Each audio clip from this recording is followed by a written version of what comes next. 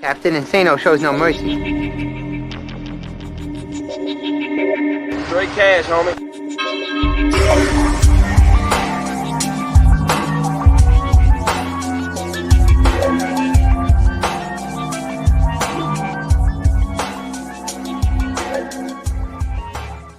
Hold on to your butts.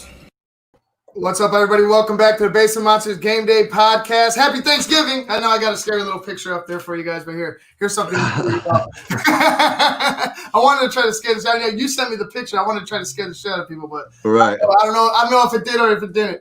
But either way, man, it was going to be a jam-packed Thanksgiving. Happy Thanksgiving to all you guys out there. It was going to be a jam-packed Thanksgiving too, but then all of a sudden the NFL decided, hey, the Ravens, you got too many people on that COVID list. We're going to have to go switch things up. So the NFL decided to flex the late game today, which was the Ravens and the Steelers. They decided to flex that to Sunday at 1:15. I think that's what they said Ravens-Steelers will be now. So instead of giving you guys 3 games, it'll only be 2 games. Sorry, it's not our call. Thank Roger Goodell and thank the Ravens for not having that COVID thing under wraps. But it's going to be a fun one. We got the first game up on the slate is Lions versus Texans, and I mean, the Lions, I think they have the all-time lead right now with like 37 wins on Thanksgiving. Like, go figure, they play every Thanksgiving. Yep. But and you're only comparing them really to the Cowboys. So I think the Lions have like 37 wins to the Cowboys 31. But either way, it should be fun. They're playing the Houston Texans with Deshaun Watson. Let's see if Deshaun could get something going against the Lions. I know the Lions aren't. I mean, they're kind of fluttering. They got shut out last week, I believe.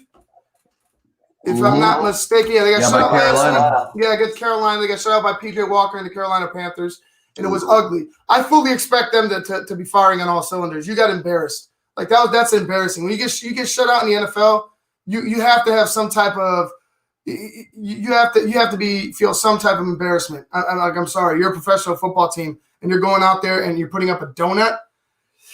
I mean, it is the Lions, but let's be real, Detroit. I mean, you should be better. Stafford's there. You should be doing better.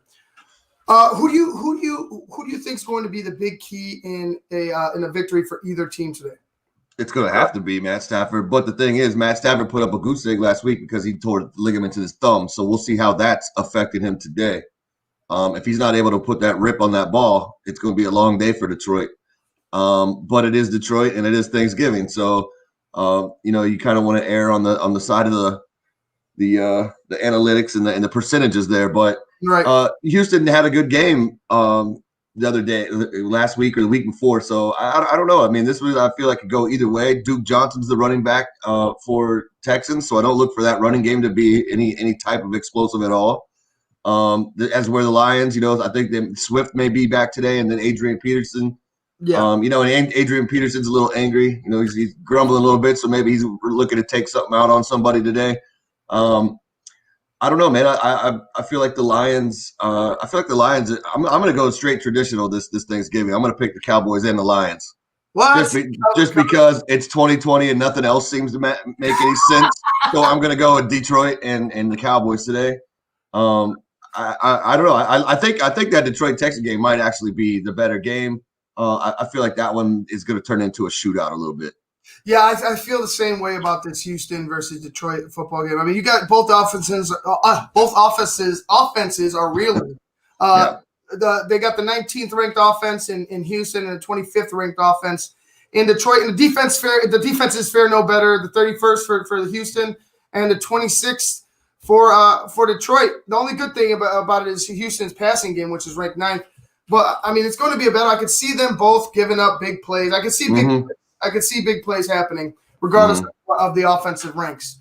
You have the Dallas Cowboys in the other game, right? You have Washington football team versus the Dallas Cowboys. Dallas, I mean, surprisingly, their offense still, and this is solely because Dak Prescott was the quarterback for a little bit of the season. They're ranked off. Their offensive rank is 7th. Mm-hmm. That's still on Dak. I still say all that is Dak. Oh yeah, for sure. Yeah, no, because well, I mean, you had like one game with Dalton, then he got knocked on his head, and then DiNucci comes in, and So I mean, most of that is all figured in with Dalton and DiNucci. but most of it is Dak. Zeke had a big game last week against the Vikings, so we'll see if he feels like playing today. But yeah, I mean, Dallas is everybody knows Dallas's problem. It's their defense. Their defense is atrocious. That's why they are where they are, 26th. I mean, right. Houston is no better, but Dallas was like one of those teams at the beginning of the season where everybody's like, man, wow, now they got CeeDee Lamb. And you saw what Dallas could be. Obviously their defense was holding them back, but their offense was ripping. Yeah. Dallas has just got their issues. Andy Dalton is definitely not the answer, not the guy you want to put out there every day, but this is what they're stuck with. I look for CeeDee Lamb to have a big game. I also look for Amari Cooper to have a big game. Zeke, I feel, be probably pretty run-of-the-mill. I mean, he'll be in that 70 to 100-yard range today, I think. Right. But on the flip side of that, Washington's a tough team too. Washington has the number 7th overall defense, and the thing is, number 5 overall defense. And you know what? The crazy thing is that Ron has been playing at a high level, a really high level. They get after the quarterback, dude. Mm-hmm. They go after the quarterback. They was it last week against Joe Burrow? I think they put Joe Burrow on the ground like maybe 4 or 5 times, something like that. Yeah. Honestly, it was a tragic what happened to Joe's, mm-hmm. injury. It was horrible. I mean, I hope he bounces back strong because I believe Joe Burrow is going to be a really good player in this league. But what Washington did was they just been shutting people down on their defense, in the pass rush. You got a guy like Sweat. You got a guy like who's the number 1 pick out of Ohio State, Chase Young. Oh yeah, Chase Young. Chase Young could be a defensive rookie of the year candidate. You know what I'm saying? Mm-hmm. Like, he's getting after it. If you dismiss Washington at all this season, I mean. The team's 3-7. Like we had 2 3-7 teams. Let me go look at the standings. The East is not anything that to be worried about. Yeah, Philly leads the East with 3-6-1, a 3-6-1 record. Followed by the Giants, the Cowboys, and the Redskins, all at 3-7. This is a joke of a division. Although it's a joke of the division, I still think this one of the bottom.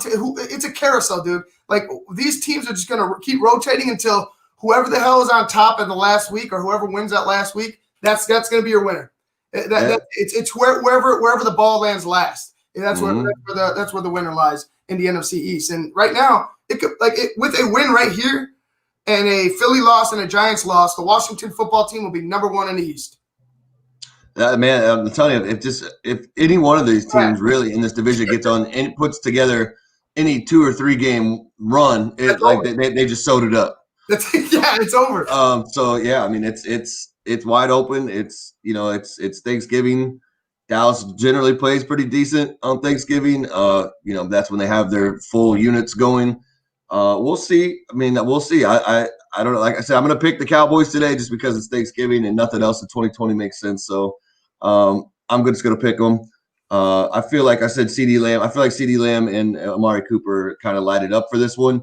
But I also look for Sims, not Sims Jr., Sims and McLaurin to have big games as well. See, McLaurin, I think I posted some type of a picture of a stat line, and it had like the top, like it had Hall of Fame receivers listed on it, and like I think their first few years, first 20 games or something like that. I think I saw yards, and Terry McLaurin is on top of that list. We're talking about Owens, Rice, every top receiver you could think of. He's higher than them. McLaurin with Terry McLaurin not being on that Washington team would probably be one of the best receivers in this league. Well, he is one of the best receivers in this league, but he'll be well known. He'll be more publicized. Right, for sure. Yeah, he'd definitely have more wind behind him. That's for sure. I mean, the kid is just, he's quick, he's fast, he's always open. Once he catches the ball, it's lights out. He's that kind of play breaker where he can just like catch it and take it to the house every single time. You got the same guy on the other side of the ball with CeeDee Lamb. CeeDee Lamb's another guy that just catch the ball and just be gone in a flash. You see him contort his body that one play? Yeah. Last week, I think it was last week. His back is here. He's facing the sideline. His body's open to the sideline, and he has to contort himself all the way around and make the catch flat. I mean, he's level with the ground. His back is level with the ground, and he's making the catch on his left side after turning from an amazing catch. CeeDee Lamb was probably the best talent coming out of that draft at receiver, and he's just proven it week after week. Yeah, and he'd probably be top of the top right now if Dak's still playing like that, because that when you have a better quarterback, obviously he's going to put you in better situations. And I feel like he would be probably in the top 3, hands down, if Dak was still there. But like I said, they're both good. Amari Cooper's kind of tailed off a little bit, but he's got the talent. And the Sims guy, Sims and Sims Jr. for Washington. I mean, both of them. If either of them start having eating good today, it could be a completely different outcome. So it'll be interesting. I think, like I said, I'm going to go with Dallas, but I'm gonna pick Dallas. I'm gonna say it's going to be 24-20 for this game, and then for the Lions and who are the Lions playing again? Houston, that's right. Yeah. So for the Houston and the Lions, I think that's going to be a little bit more of a shootout. I'm going to put that at 33-25. Yeah, I'm around there too. My thing is for the Lions, right? And I want to go to that Houston game because it's going to be the first game that you guys are going to be watching. You got to be able to run the ball with DeAndre Swift. Like, you have to run the football. And even AP said, man, when they made the move switching Adrian Peterson and Swift, putting Swift as that feature back, he was like, "What?" Adrian Peterson was like, "What the hell took y'all so long?" He's like, he's obviously the feature back, and a legend went ahead and said, "Yeah, I'll take the back seat to this young man, this young man, because he could recognize his talents." Now, for me, happy Thanksgiving, Armando. Happy Thanksgiving, man. Well, to me, it's all about Swift, because you could use that battering ram with AP. You could save AP's legs and just say, "Hey, go wild, man. Just be a wild man." Whenever you get the ball and you're running, he can exude a lot more of explosiveness that he probably reserves. You know what I'm saying? Because he's an older back and he's not focused on playing the entire game and being the every down back. He can go ahead and focus on when he can explode. You know what I'm saying? He could just reserve energy, reserve strength, and explode on him. So I'm looking forward to seeing if that running game of Detroit can get going against this sad ass Houston defense. I agree with you. I think it's going to be a high scoring game. I think it's going to be, I'm going to go call it 32-28. I'm going to go with Houston. Yeah, I mean, for the Detroit, I mean, the thing with them is, anytime you see, it's kind of this one thing that they have that's unlucky. Anytime you see Adrian Peterson in the backfield, it's going to be a run. He's not catching anything out of the backfield. Swift gives you the better two-way option. But I would like to see him put both of them back there and put AP at fullback and let Swift be at the tailback. He doesn't have to be a traditional fullback. He doesn't have to be hand on the ground fullback. He can just be the up back. Right, or they could have him, the running back split to either side of the quarterback. I mean, and they could do a whole bunch of different things. So, but at least that way it keeps the defense guessing. That's the name of the game. You never want them to. You never want to give away what you're going to do before the ball's even snapped. So I don't know. I think you're 100% right on that. The running game has to get going. I don't know if Galladay's playing today. I know he's been hurt. Marvin Jones and Marvin Hall, they got to show up. But yeah, and then, like I said, the biggest thing that we're going to see, and we'll probably see it early, is how bad is that thumb affecting Matt Stafford? Oh no, we will see it early. We'll know right away. And if he takes a shot to that, I wouldn't be surprised if he comes out. Matt Stafford, please, for the love of God, just leave Detroit. Like, save yourself. Save yourself. You probably should be one of the greatest quarterbacks of all time. And, I mean, numbers wise, you are, but God damn, you have nothing to show for it. Nothing to show for it, but multiple rebuilds. And ongoing rebuilds that never seem to end. Never, yeah. These ongoing rebuilds for Detroit, like sooner or later. And I know there's a lot. Remember, we saw that guy. I don't know his name. Sorry, I forget offhand. But he posted something to where he was like begging them to sell the team, begging the Ford family to sell the Lions. And I'm almost there with the Bears. I'm almost there with the Bears. I'm making a video begging them to sell the team, because it just seems to me that you don't have football people in there. You have people who just want. You have a bunch of people who sell. Like, look at the Lions. Do the Lions deserve to have new jerseys every year? I mean, I understand you're trying to sell your brand and build a brand and stuff, and maybe that sells to certain people. But this isn't fucking college. You know what I mean? This isn't college. You're not gonna get me recruited to Oregon because of your fucking jersey. Like I'm not a 17-year-old kid coming into the league. We're talking about grown men. You're not gonna sell free agents to come to your team because you switched up the jersey scheme. You need football people in both of these franchises, Detroit and in Chicago, because to me they're pretty much similar. They're similar. Detroit and Chicago have similar problems, except Detroit has a quarterback. Yeah, they've got everything that Chicago doesn't. Yeah, everything. But yeah, I mean the thing that they have everything that we fucking did. Exactly. Like, give us your offense. Like, you know what I'm saying? And vice versa. We'll give you. They're probably asking, give us your defense, and they're they're a completely different team. But for me, man, like the Bears and the Lions are mirror images of each other. Yeah, I mean that's the sad thing. The Detroit, you're saying put football people in there when everybody knows that the whole reason the Lions are where they are is because of football people. That whole Matt Millen experience, McMillan, that was terrible. It was just that guy just ran the franchise into the ground. I don't know how they let him continue to do that for so long, but look what they did to Mike. Who was the coach before? Caldwell. No, was it Raheem Morris? Oh my God! He got fired right before this. Patricia. No.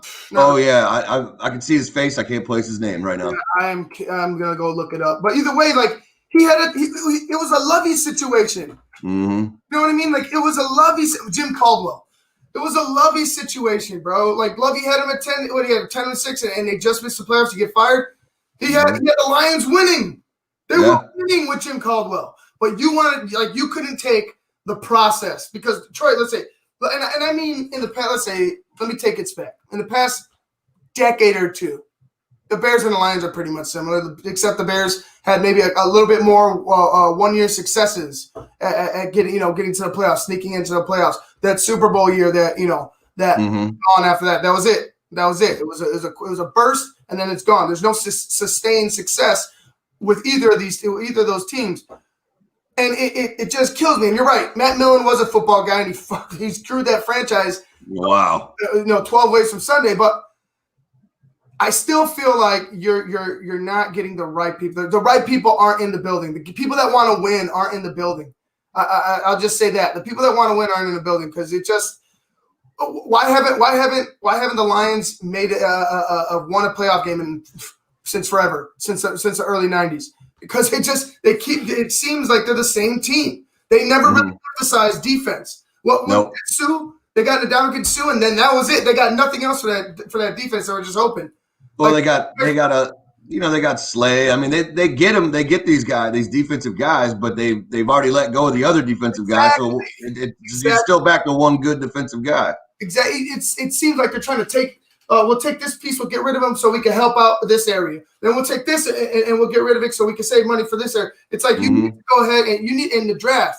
They've been abysmal. I mean, you hit on receivers and quarterbacks. And then you got a running back, but defensive wise, like who's been their top defensive guy besides Sue? Name him.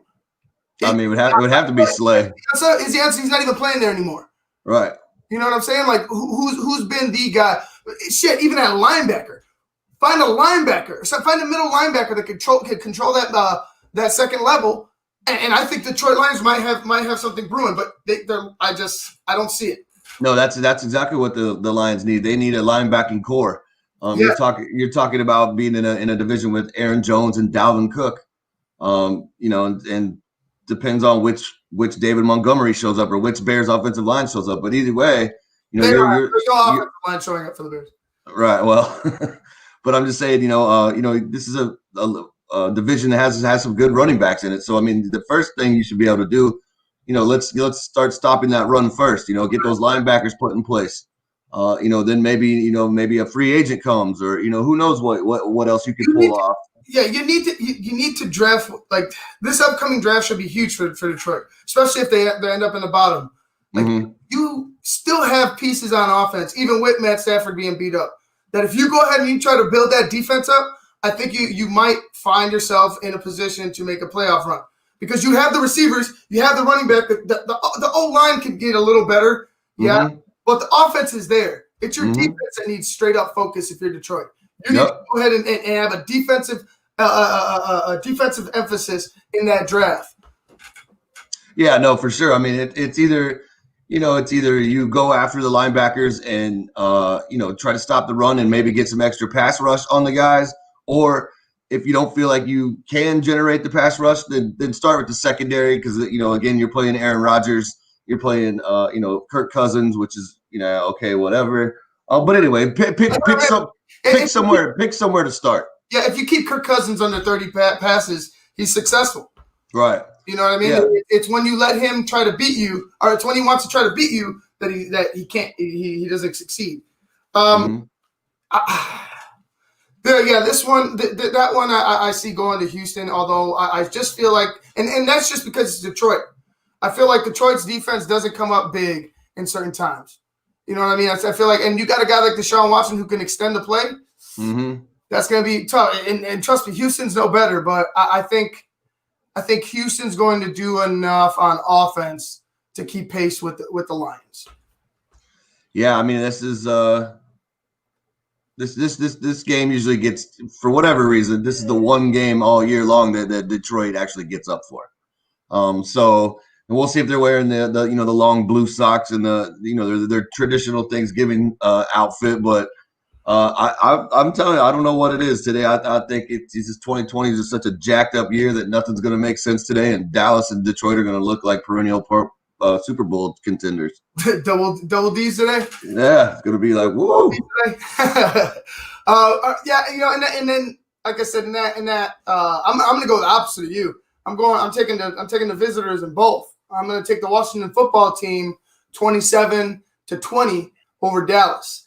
And that's because I don't think Zeke's going to get off on the ground. You said it yourself, 65 to 75 yards is what you see today because that Washington defense is good. They are legit. You're the number 5 defense. You're good. You know what I mean? It's week 11. Was it week 11, 12? We're beyond, that let's see if they're for real phase. They're the number 5 defense in the league. I don't think they're going to get off on the ground. I think they're going to have to try to beat them through the air. And you got Andy Dalton. And John Bostic's still looming. You know what I mean? John Bostic's still out there. I'm sure Andy is trying to find John Bostic's ass because that last, it was totally late, totally egregious. It was just a terrible, terrible sight when you saw that. And you felt bad for Andy. You really did because it was. I'm not going to call it cheap. I'm going to say you needed to pull up. Right. You needed to pull up. I didn't see a reason why. Maybe you were already committed. Maybe your eyes went down and you didn't see him sliding. I don't know, but it was bad. So I'm sure his head's going to be on a swivel, worried about who's going to hit his ass next because he took a shot. Although he looked good last week, he did take a shot last time against Washington. Oh yeah, that's definitely going to be in the back of his mind. That may add a little fuel to. That's why this game may be a little better than it is because it may be add some fuel to their fire. Be like, hey, we didn't appreciate what you did last time, so now we're going to take it to you. So this game could get a little chippy. Oh yeah, even though it's on Thanksgiving. But you definitely got to. That's definitely got to resonate in the back of your head. It's got to give you guys something to get up about. You know what I mean? Like let's be like, hey, look, they kind of took it to us last time. Like let's put it back on them now. And I don't know is Alex Smith starting for Washington today?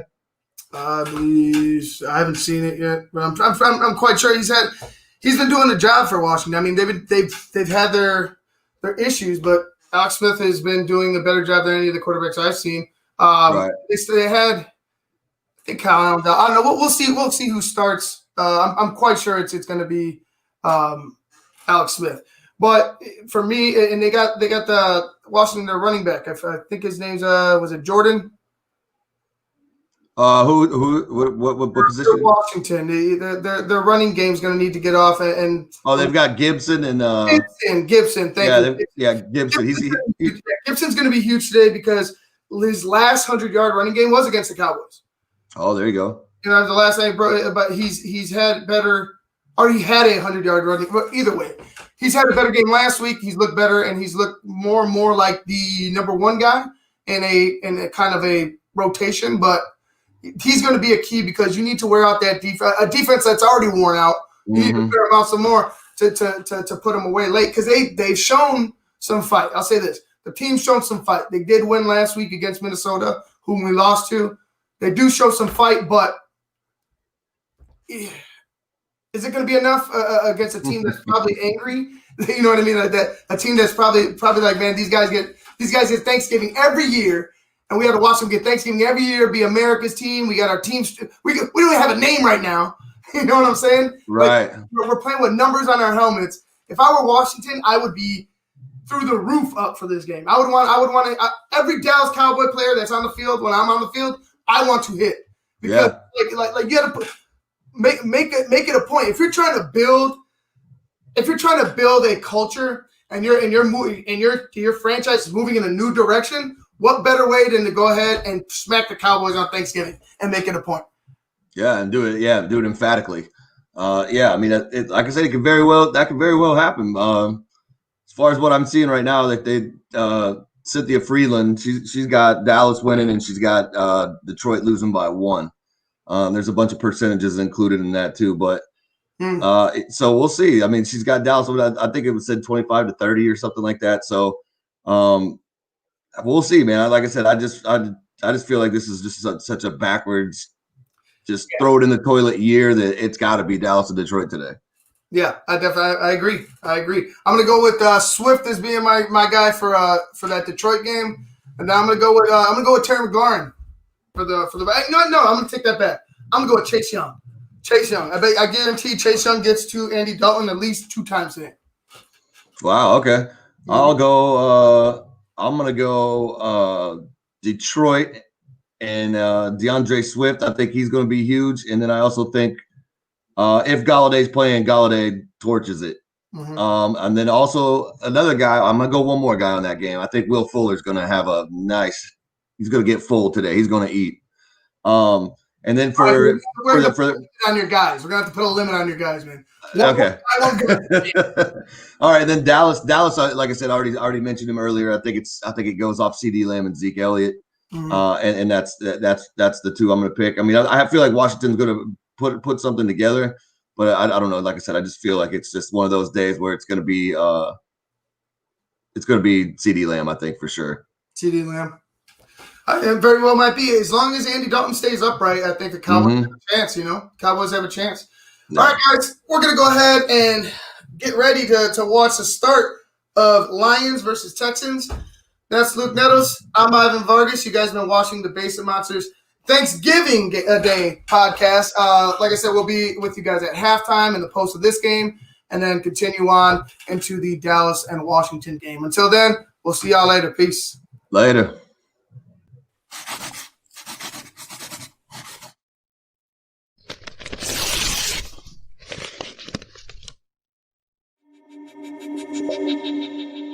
Captain Insano shows no mercy. Straight cash, homie.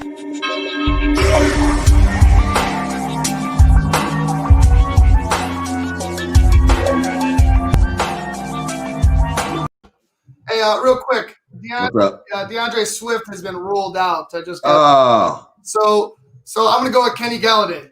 Okay. Ruled out. It's good. I'm gonna go with Stafford. Either way. Galladay's out too? No. I gotta know if he's out. But I'm just saying, I'm just reporting so everybody knows that DeAndre Swift that just came across as soon as I hit the outro that DeAndre Swift was ruled out with a concussion. He'll miss his 2nd straight game. So we'll see you guys in a half.